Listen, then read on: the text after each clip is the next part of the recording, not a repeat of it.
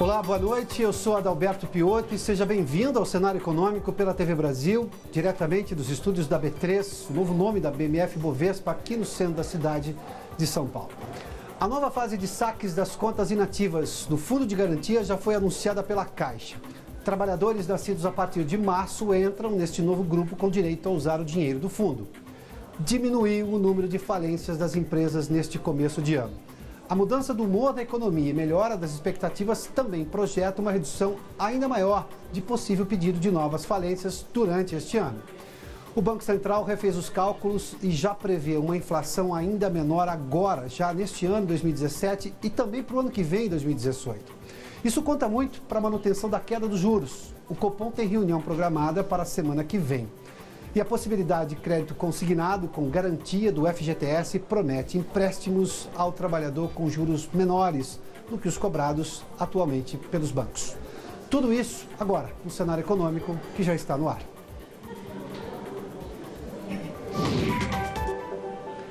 A Caixa Econômica Federal anunciou hoje a segunda fase de saques das contas inativas do FGTS. O repórter Pedro Henrique Moreira tem mais informações em Brasília. Pedro, boa noite. Anteciparam essa data deste lote, desse segundo lote? Olá, Piotto. Boa noite para você, boa noite a todos. Anteciparam. A segunda etapa do calendário de pagamentos estava prevista para começar no dia 10 de abril, a próxima segunda-feira. Só que hoje a Caixa disse que os saques vão poder começar no sábado, dia 8. E para isso, mais de 2.000 agências da Caixa vão funcionar no sábado, entre as 9 da manhã e as 3 da tarde, exclusivamente para tratar de conta inativa. Tanto para quem quer sacar, obviamente, mas também para quem quiser tirar dúvidas ou regularizar a situação cadastral. Nessa segunda etapa, podem fazer o saque os trabalhadores que fazem aniversário em março, abril e maio. A Caixa calcula que nessa etapa são mais de 7.700.000 pessoas e vão estar disponíveis para saque cerca de 11 bilhões e 200 milhões de reais. Tanto a quantidade de trabalhadores quanto o montante disponível é 60% maior do que a primeira etapa. E na primeira etapa, que foi do dia 10 ao dia 31 de março, a Caixa informou que foram quase 6 bilhões de reais em saques, efetuados aí por 3.700.000 trabalhadores. Agora, um dado interessante, Piotto, é que 23% dos trabalhadores que eram esperados para a primeira etapa não foram sacar. Só que eles podem sacar também até o fim do calendário. Qualquer pessoa, mesmo os que estavam na primeira etapa, podem sacar até o dia 31 de julho, quando se encerra em definitivo o pagamento das contas inativas. E aí, Piotto, vamos dar um servicinho, né? Tem 2 sites, 2 endereços na internet que podem ajudar as pessoas a ter mais informações. O primeiro é o www.caixa.gov.br/FGTS. Nesse site dá para consultar todas as contas que a pessoa tem, inclusive as contas ativas do emprego atual. E o outro site é o www.caixa.gov.br/contas inativas. Nesse sim você consegue ver quais as contas já estão liberadas, disponíveis para saque. Piotto.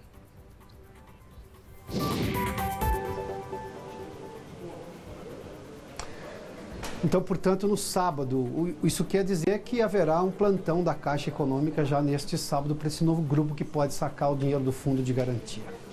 Bom, e o Banco Central corrigiu a previsão de seu último relatório divulgado na quinta-feira passada acerca da economia e agora prevê uma inflação menor para este ano. E também para o ano que vem, para 2018. Quem tem os detalhes é Vanessa Casalino, diretamente da redação da TV Brasil aqui em São Paulo. Boa noite, Vanessa.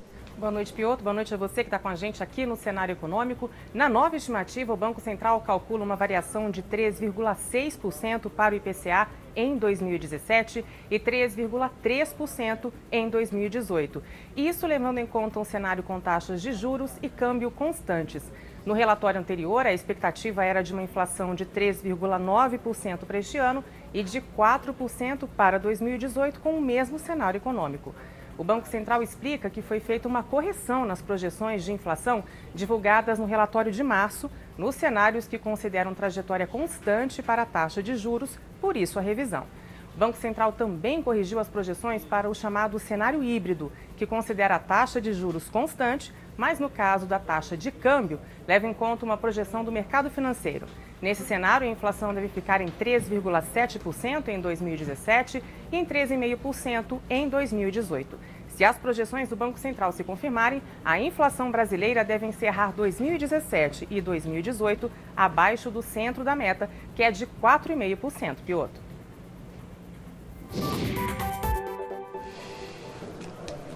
Obrigado, Vanessa.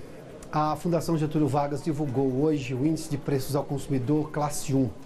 Esse é o índice que calcula a variação de preços para famílias que ganham de 1 a 2 salários mínimos e meio. Quem tem informações é o repórter Maurício de Almeida, diretamente do Rio de Janeiro. Boa noite, Maurício.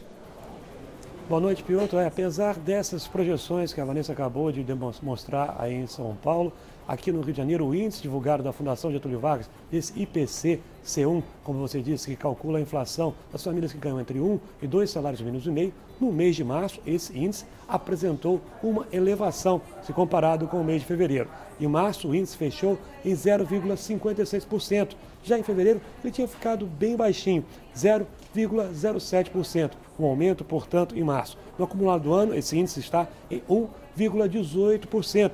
Nos últimos 12 meses, em 4,24%. Já o índice geral de inflação, calculado pela Fundação Getúlio Vargas, ficou em março em 0,47%, abaixo do índice das famílias que ganham entre 1 e 2 salários mínimos e meio. Dos 8 itens pesquisados, 5 apresentaram elevação de preços no mês de março. A maior alta aconteceu no setor de energia, com aumento de 5,75%. Já o setor de higiene pessoal subiu 1,27%. E os cigarros também apresentaram uma grande alta de 1,33%. Já na alimentação, o destaque foi para o tomate, que voltou a subir. Tomate que já foi vilão em outras épocas, sempre quando começa a entre safra, ele sobe bastante. Em março, essa subida foi de 20,90%. Então, esses índices acabaram pressionando um pouquinho a inflação nessas famílias que ganham entre 1 e 2 salários mínimos e meio, mas dentro da meta de 0,56%. Piotr.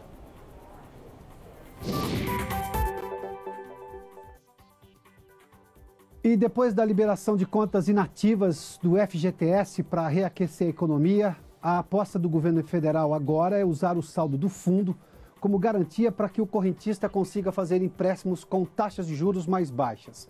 A nova modalidade de oferta de crédito vale para qualquer trabalhador da iniciativa privada que tiver saldo em contas do FGTS ativas, ou seja, ele ainda está trabalhando, ou mesmo inativas.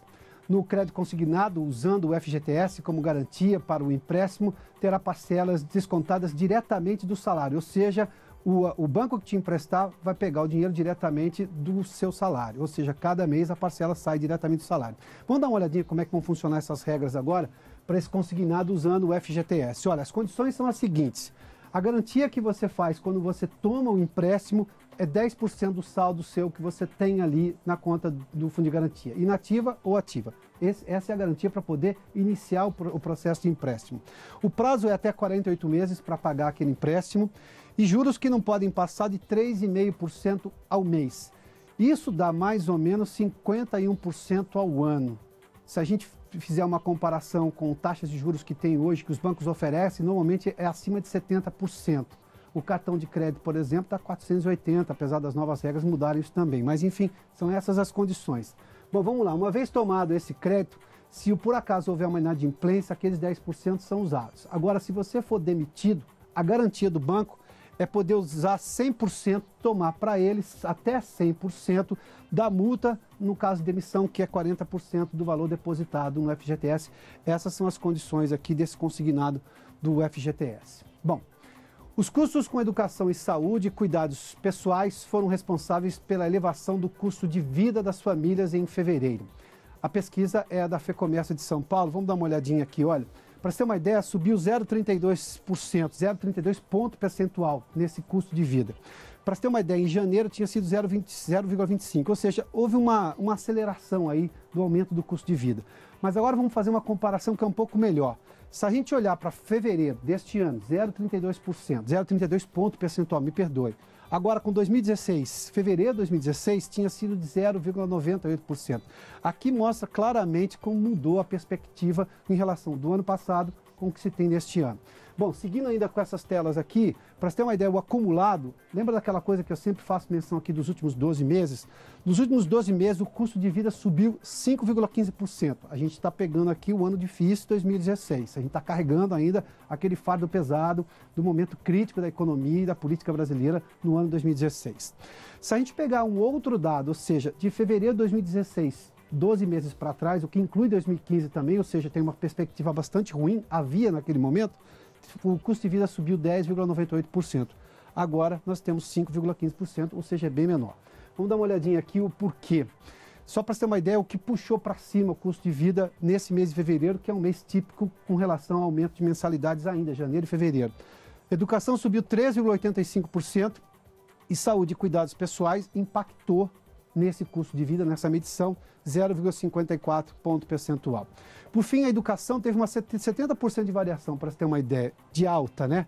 O ensino fundamental subiu 7,15%. Nós estamos falando assim de escola paga, de escola privada. Ensino infantil, 7,13%, os que mais subiram nessa conta do custo de vida, aqui medida pela FEComércio. Olha, separando evidentemente as famílias por classe socioeconômica, nós temos aqui as de A, B, C, todas tiveram alta. Ou seja, das classes A, B e C, A subiu 0,5%, meio ponto percentual, B 0,62% e C 0,29%. As famílias de classe social D e E tiveram uma retração, ou seja, taxas negativas. Baixou o custo de vida em 0,19% no caso da D e no caso das mais pobres, que são a classe E, que são as famílias da classe E, 0,11%. Esse é o resumo do custo de vida medido pela FEComércio aqui de São Paulo. E caiu o número de pedidos de falência das empresas no Brasil. No começo deste ano, nessa medição já. A mudança do ambiente econômico e uma melhora das perspectivas projeta uma redução das falências e possibilidade de recuperação maiores até o final deste ano, ou seja, menos falência e possibilidade de recuperação das empresas ainda maior. Vamos dar uma olhadinha, olha. Nos últimos 12 meses, um acréscimo de 3,6%, para você ter uma ideia. 2017 caiu, só agora, nesses 2 meses, menos 9,9% no pedido de falências. Nos últimos 12 meses, carregando o fardo pesado 2016, o índice é positivo, ou seja, tinha crescido 3,6% nesses últimos 12 meses. Vamos dar uma olhadinha aqui no outro comparativo que nós temos. As pequenas empresas, né, porque evidentemente são a maioria das empresas, 88% dos pedidos de falência vêm de pequenas empresas. No caso de pequenas empresas ligadas ao setor industrial, 39%. O comércio responde por 26% e 35% aqui no setor de serviços, para tentar entender exatamente de que forma que essas falências ocorreram. De qualquer forma, há uma sensação, segundo os analistas, porque a melhora da perspectiva econômica que contribuiu para esse começo de ano ter menos pedido de falência e uma possibilidade de recuperação maior das empresas também. Mas a gente pega aqueles 12 meses para trás, ou seja, dos últimos 12 meses, a gente está pegando também o período conturbado da economia de 2016. Bom, e daqui a pouco os números do mercado financeiro, já com a sessão dos negócios fechada aqui na Bolsa. Em instantes, logo depois do intervalo a gente volta. Já estamos de volta aqui ao estúdio do Centro de Operações da Bolsa. Temos já os números finais do mercado, mas antes vamos saber como fechou a cotação dos frigoríficos com papéis negociados no mercado de capitais. Vamos dar uma olhadinha. Olha, Minerva ficou exatamente em absoluta estabilidade em relação a ontem. Não subiu, não caiu, enfim. Mas BR Foods, a JBS caíram ali. Aquele outro ali... Bom, BR Foods caiu, JBS caiu, Minerva continua nessa estabilidade. A queda foi de 0,26 e 2,69 para a JBS. Vamos dar uma olhadinha agora nos números do índice da Bolsa de Valores de São Paulo. Vamos lá. Queda hoje de 1,51%, 64.774 pontos. Hoje o Ibovespa operou em queda, fechou em queda agora de 1,51. E vamos dar também uma olhadinha no dólar. O dólar nesse momento, bom, ontem tinha queda no dólar, hoje voltou a subir, R$ 3,11, uma alta de 0,58%. E o Aeroporto Internacional de Viracopos, em Campinas, no interior de São Paulo, foi eleito o segundo melhor aeroporto de cargas do mundo. Vanessa Casalino tem informações aqui em São Paulo. Vanessa? Pois é, Piotr. O aeroporto de Viracopos alcançou o segundo lugar na categoria até 400 mil toneladas transportadas ao ano. A premiação é feita pela Air Cargo World, uma das principais publicações do setor de transporte aéreo. A colocação se baseia numa pesquisa criada em 2005 e divulgada anualmente. No ano passado, Viracopos já havia conseguido o título de melhor aeroporto de cargas da América Latina. Este ano, perdeu apenas para o aeroporto de San Juan Luis Muñoz Marins, em Porto Rico. Agora, o melhor aeroporto de cargas da América Latina. Viracopos é administrado pela iniciativa privada desde 2012 por uma concessionária que atribui o prêmio a investimentos em infraestrutura e a melhorias na gestão do terminal de cargas. Esse terminal é um dos mais movimentados do Brasil e o maior em valor de carga importada no país, no chamado frete Free On Board, em que o valor é pago pelo destinatário por quem compra a mercadoria, Piotr.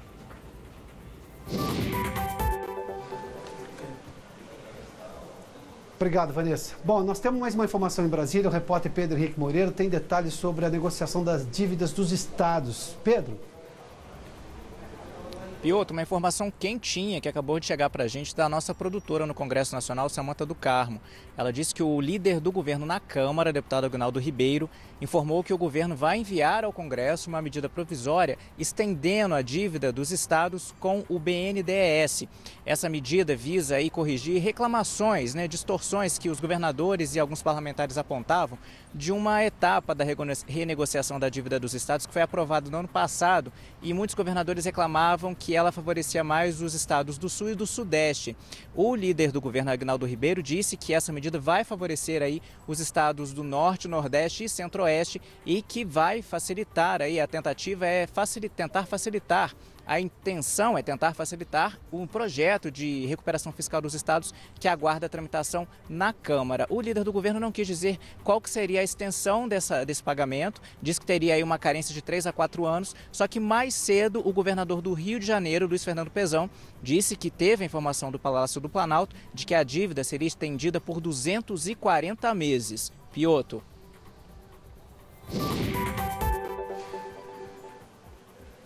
Muito obrigado, Pedro Henrique. Bom, a Páscoa está chegando, tem feriado prolongado no cenário e, claro, compras de ovos e chocolate. Mas nesses tempos de dinheiro curto, a realidade pode ser outra. O Serviço de Proteção ao Crédito e a Confederação Nacional de Dirigentes Lojistas divulgaram hoje uma pesquisa com a intenção de compras para a Páscoa. E parte das pessoas pretende gastar menos nesse feriado. Para falar sobre a pesquisa, nós temos a presença da economista-chefe do Serviço de Proteção ao Crédito, Marcela Kawauchi. Marcela Kawauchi, não errei o sobrenome não, né? Isso mesmo. Tudo bem? Bem-vinda aqui ao Cenário Econômico. Obrigada pelo convite. A parcela que não pretende gastar mais, que pretende economizar ou pagar dívida, ou seja, não gastar, seja viajando no feriado ou comprando ovos de Páscoa, é muito importante? É um valor bastante importante? A gente percebeu que só 57% das pessoas têm intenção de comprar alguma coisa nessa Páscoa. E desses, 39% têm intenção de comprar menos, de gastar menos nessa Páscoa. Então, o consumidor ainda se vê com um orçamento muito apertado e isso acaba impactando, inclusive, as datas comemorativas, né? Mesmo uma data comemorativa de valores mais baixos, como a Páscoa, né? Porque os valores de ovos de Páscoa são menores do que presentes, acaba sendo impactada.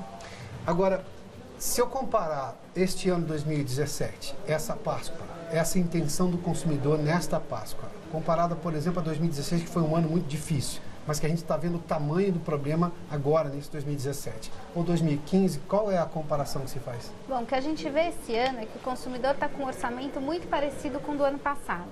O desemprego continua alto, a inflação, apesar de ter diminuído, não fez com que diminuíssem os valores que o consumidor gasta no supermercado. Ele ainda vê aumentos, mas são menores. Então, o consumidor está com uma intenção muito parecida com o que foi em 2016.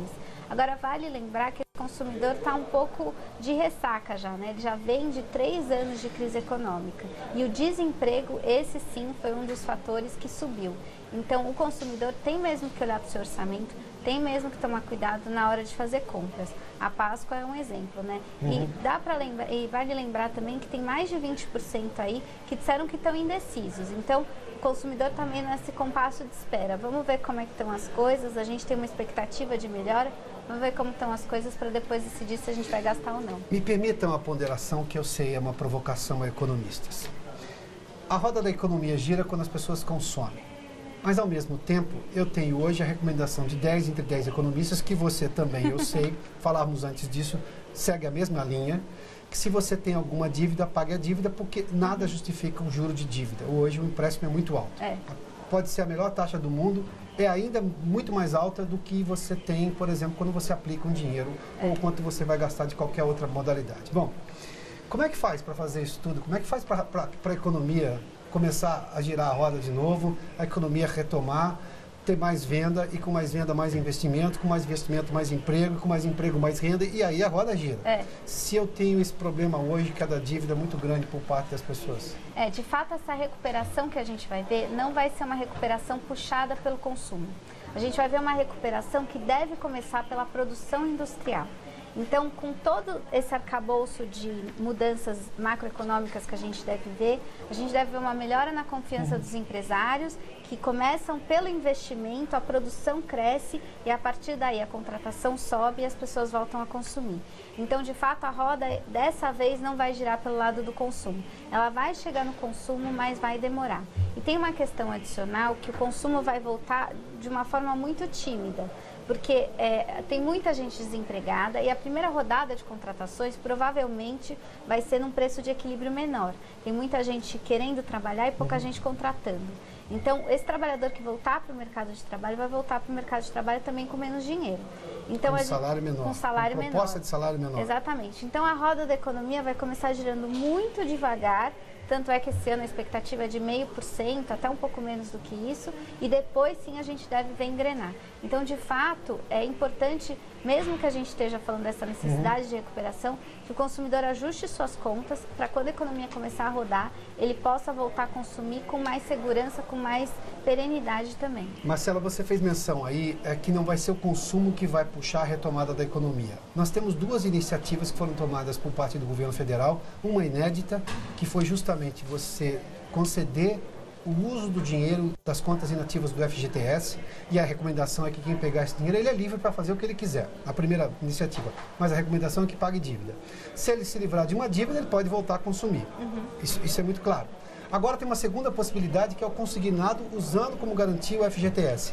Ou seja, se eu aliviar a lógica da dívida que tem hoje parte do consumidor, ele começa a consumir livre da dívida, é isso? É uma estratégia, na sua opinião, acertada? É uma estratégia acertada. O governo libera o dinheiro no momento em que tem muita gente endividada. A nossa estimativa é que são 58,9 milhões de pessoas registradas em cadastros de devedores. É muita gente. Se você liberar Vamos só repetir esse número. 58,9 milhões de pessoas no cadastro de devedores. Só para relativizar, dá quase 40% da população adulta. É muita gente registrada em serviços de proteção ao crédito. E é importante essa iniciativa, tanto essa do FGTS, que libera dinheiro para pagar dívida ou até para consumir, e é importante também essa questão do consignado, mas é importante que tudo isso venha também com educação financeira, para que a pessoa de fato pague a dívida e não saia consumindo. E isso ajuda a colocar lenha na fogueira. Então, é importante sim para esse momento de retomada, mas isso sozinho não vai fazer com que a gente volte a crescer. Você falou sobre educação financeira, acho que nunca esse tema foi tão tratado como tem sido nesse momento. E acho que essa sensação, esse problema da crise que nós tivemos, que nós estamos vivendo agora ainda, dá uma nova ideia agora de consumo em relação, porque o modelo de consumo por consumo se demonstrou esgotado. Né? Não há mais essa possibilidade. O governo também não pode mais incentivar o consumo, não tem mais recursos para isso também, não é? O governo não pode insistir numa política que gerou inflação, que gerou um desajuste fiscal. Então, o próprio governo já entende que essa política não funciona a longo prazo. Do lado do consumidor, eu espero, né, que a maioria das pessoas tenha entendido que esse crédito fácil pode vir a um custo muito alto lá na frente, que as pessoas comecem a pensar um pouco mais. Mas vale lembrar que educação financeira é aquela história de que a gente sempre tem que repetir, porque na hora de consumir, aquele apelo dentro da loja, às vezes é muito maior do que a ponderação de, poxa, eu vou pagar uns juros muito altos se eu não pagar essa fatura do cartão. A ideia de decidir que eu preciso comprar uma determinada coisa, na escola de economia eles ensinam a fazer aquilo, né? Divide isso por 12 e veja se vale a pena, não é isso? Você vai pagar, será que vale a pena pagar esse valor todo mês para ter determinado bem? Porque uma coisa é você sei lá, em 18 prestações, não é? Esse é o tipo de exercício que o consumidor já pode fazer hoje, né? Ele tem que entender se aquele bem é realmente necessário, se aquele parcelamento é realmente vantajoso. Muitas vezes as lojas falam aquele parcelamento sem juros. A gente sabe que aquele juros está sendo pago em algum lado. Então, se a loja só vai receber aquele valor daqui a 12, 18 meses, ele provavelmente embutiu algum tipo de juros, porque ele também corre o risco da inadimplência. Tá certo. Vale a pena oferecer pagamento à vista e tentar um desconto. Marcela Kawauchi, agora de primeira sobrenome. Obrigado, viu? Obrigada. Bom, antes da gente terminar o cenário econômico de hoje, uma última informação. Hoje, em São Paulo, Marcelo Caetano, secretário da Previdência Social, falou que a reforma da Previdência está acima dos governos. Ele disse que uma reforma é questão de Estado e não de governo, e que ela beneficiará administrações futuras e não somente a atual. A fala de Marcelo Caetano foi feita durante o evento Reforma da Previdência, promovido pela Editora 3, hoje em São Paulo. O cenário econômico termina aqui. Na sequência tem os Corredores do Poder com Rosiane Kennedy. Eu volto amanhã às 6 da tarde. Obrigado pela sua companhia, pela audiência. Boa noite.